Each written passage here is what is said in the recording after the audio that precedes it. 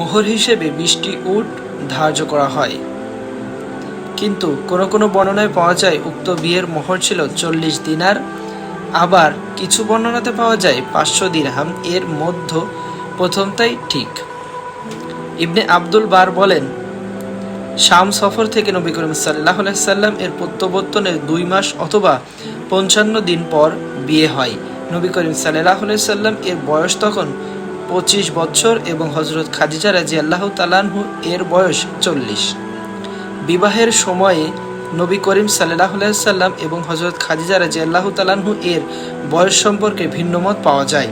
বিয়ের সময় নবী করিম সাল্লাল্লাহু আলাইহি সাল্লাম এবং হযরত খাদিজা রাদিয়াল্লাহু তাআলা আনহু এর বয়স সম্পর্কে সর্বজন বিদিত এবং গৃহীত অভিমত এই যে বিয়ের সময় নবী করিম সাল্লাল্লাহু আলাইহি সাল্লাম এর বয়স ছিল 25 এবং খাদিজা রাদিয়াল্লাহু তাআলা আনহু এর বয়স ছিল 40।